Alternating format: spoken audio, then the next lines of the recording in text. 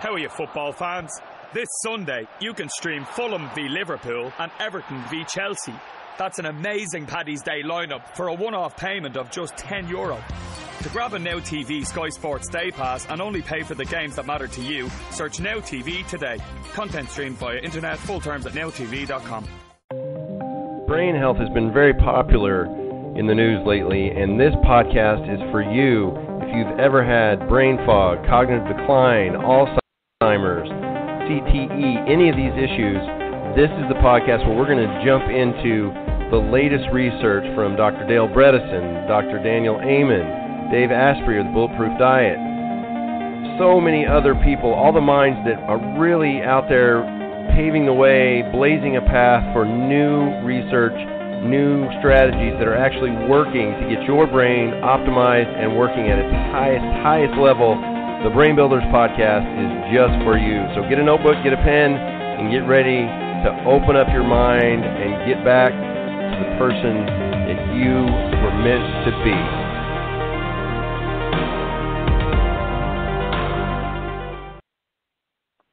Hello, and welcome to the Brain Builders podcast. I'm your host, Dr. John DeWitt, and yes, I have been on a bit of a hiatus, but I am back, and I am fired up. I am ready to get back into the Brain Builders info, the life-saving information to get you back to the person you were meant to be. And we are returning back to Dave Asprey's book, Headstrong, The Bulletproof Plan to Activate Untapped Brain Energy to Work Smarter and Think Faster in just 2 weeks. So, we left off last time on your brain on light, air, and cold. Biohacking is the art of changing the environment around you and inside you so that you have full control of your body and brain. One of the most important factors in your environment is something you probably don't pay much attention to: light. Research shows that light is a nutrient and plays a critical role in signaling mitochondria. Light tells your mitochondria what to do and when to do it, and different light frequencies send different messages. In reality, light is not just a nutrient. We've used it in medicine for 100 years, so you could also say it's a drug. After your brain and your heart and your ovaries, if you're a woman, your eyes contain the highest concentration of mitochondria in your body. This makes your eyes extremely sensitive to anything that might mess with your mitochondrial energy production, and some light frequencies do exactly that. That's ironic because I'm also launching a new natural vision correction program March 31st. You can check me out on Facebook, Dr. John DeWitt, or relaxtoclarity.com. There's a group for that. But anyway, now you might be thinking, why would my eyes need so many mitochondria? They're so small. The answer is simple. It's about energy supply and demand. Your visual systems require up to 15% of your total energy budget. Your body spends a huge amount of energy on visual processing. When you have an unstable energy supply to the mitochondria in your eyes, or just poor mitochondrial performance in general, you can suffer from brain fog and headaches and even lose your ability to perceive subtle shades. In fact, changes to your perception of shades of gray, it turns out there are more than 50 of them, no pun intended with the 50 Shades of Grey movie, can be used to diagnose whether or not you have been exposed to mitochondrial toxins. At any given moment, your eyes take in volumes of information about the world around you, and your brain requires a lot of energy to process and make sense of it all.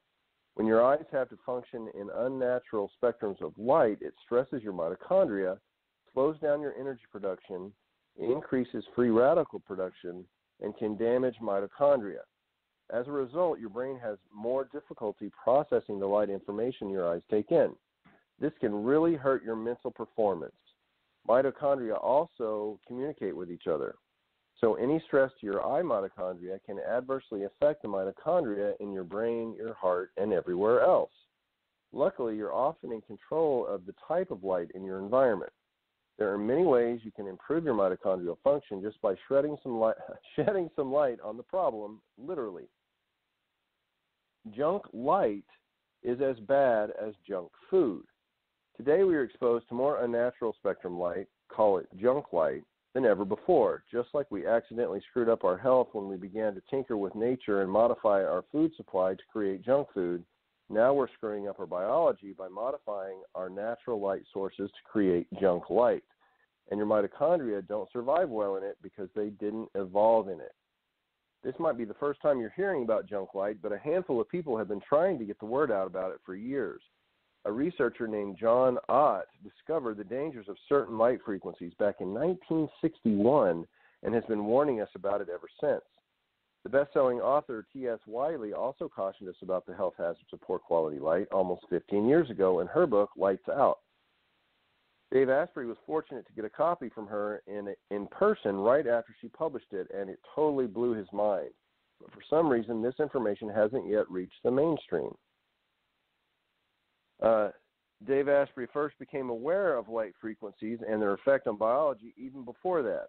As a teen, he had a pet iguana named Skippy, and he learned that he would die if he didn't expose him to the specific spectrum of light he needed. He was fine in natural sunlight, but indoors he had to have special ultraviolet reptile light. At the time, Dave wondered why people were so different from lizards and why light didn't matter as much to us. And he chalked it up to the fact that we're so much more evolved than lizards. Well, it turns out we aren't so different from Skippy after all, except in our ability to think we are way more evolved. Light matters to us a great deal, but until the last 5 years, we didn't know how much it mattered or that it mattered because of our mitochondria. We evolved to absorb sunlight into our cells and our mitochondria.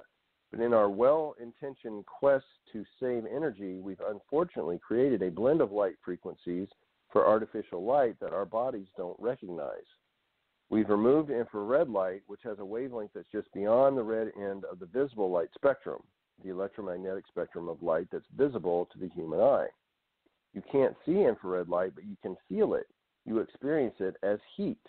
It is the invisible part of the sun spectrum and is necessary for most living things, including our mitochondria.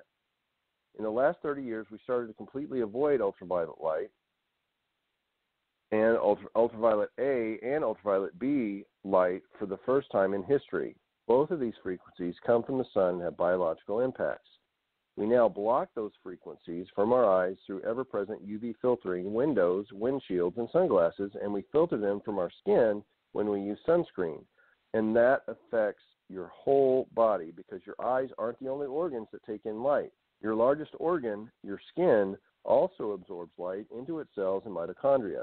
Your grandparents didn't have UV filtering glass, didn't wear sunglasses much as kids, and didn't wear sunscreen, and they had less skin cancer and better mitochondria than we do now.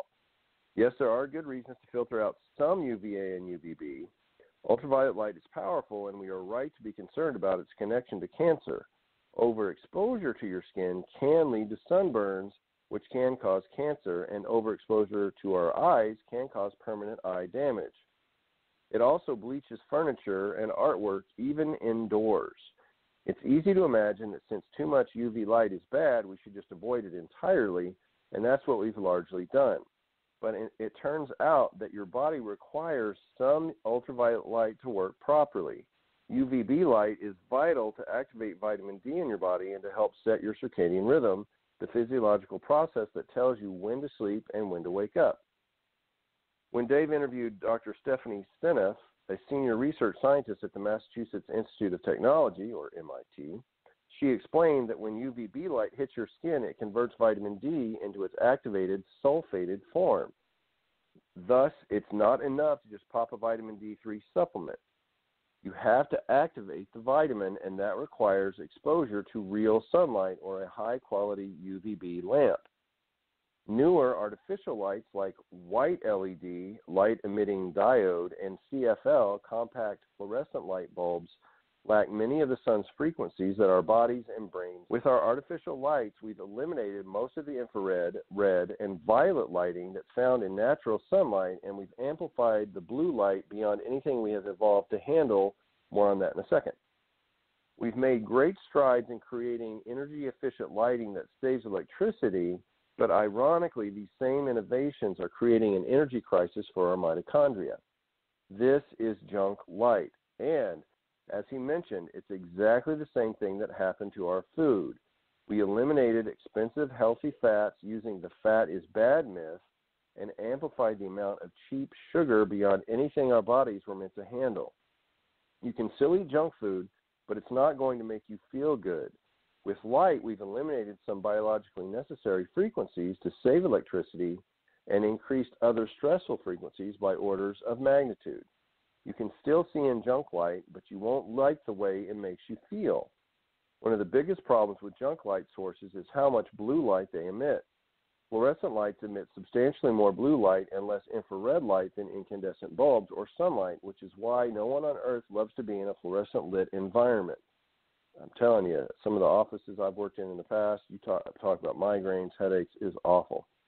The newer white LED light bulbs that have invaded our cities and homes appear white, but they emit at least 5 times more blue light than you would find in nature, and they do it completely free of the infrared and red spectrums always found in natural sunlight. Your mitochondria have to produce a lot of extra energy to process the blue light in LEDs, which burns oxygen and creates free radicals in the cells of your eyes. And when the mitochondria in your eyes are stressed, the rest of your mitochondria can get stressed, including the ones in your brain.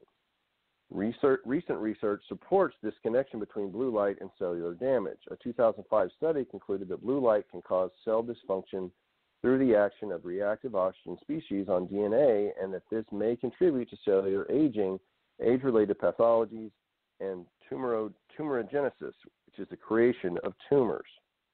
Another study found that blue light changes mitochondrial shape and creates stress proteins in your eyes that are likely connected to macular degeneration, the deterioration of the central area of the retina, often resulting in vision loss. Macular degeneration is the leading cause of blindness in developed countries. More than a third of the population over age 75 has it, including Dave Asprey's father, so he finds this side effect of junk light particularly troubling. He believes that the massive and unprecedented changes to our indoor lighting and mobile phone screens will cause a huge wave of macular degeneration at younger ages than ever before. Already, several studies correlate long-term history of exposure to junk light with macular degeneration. Industrial lighting designers simply aren't trained to consider the biological consequences of replacing street lights and indoor lights with LEDs. They look at bulb life and electricity consumption and make the economically efficient decision to remove more expensive natural spectrum incandescent lights, and then we pay the price biologically over time. To be fair, processing the high-quality light also generates free radicals, but there's a major difference between the byproducts of processing high-quality full-spectrum light and junk light. When your eyes are exposed to high-quality full-spectrum light, the free radicals that are produced prompt the cells to produce extra antioxidants to clean up the free radicals. Your mitochondria are built to clean up their own exhaust as long as there isn't too much of it. Blue light, however, causes an increase in free radical production, but doesn't trigger the cleanup signal to increase antioxidant production. Instead of traveling to the cell nucleus, the excess free radicals stay under the cell membrane, resulting in macular degeneration and decreased energy production, and outside the eyes, it can even cause premature skin aging. Read that again. Sitting under those bright LED and fluorescent lights at work will make you look old. Still want to save a couple bucks on electricity with those environmentally friendly LED bulbs? Well, they're not friendly for your environment. We did not evolve to absorb this type of junk light. In fact, we couldn't even see blue until a few hundred years ago. Ancient civilizations had no word for blue. In the Odyssey, Homer describes the sea as wine dark. The color blue was the last to appear in most languages, including Greek, Chinese, Japanese, and Hebrew. The evidence suggests that since they had no name for it, these people did not perceive the color blue as we know it today. Blue is a modern invention. It is the hardest color for your brain to interpret. So where are these damaging blue lights lurking? The main sources are the technological devices we spend our days staring into, the junk light from our smartphones, tablets, laptops, and e-readers, and from the LED bulbs in our surrounding environment. It goes straight into our eyes and then into our brain, where it damages cells and lowers performance. We'll talk more about damaging junk light next time on the Brain Builders podcast. Thank you so much for listening, and we're going to be back to daily podcast, and we're going to get more information about this dangerous light situation as it applies to vision, which is really important for me, like I said, because I'm doing the podcast, or not the podcast, but a course on that March 31st. Check me out on Facebook, Dr. John DeWitt, and you can get more information about that. Have an amazing day.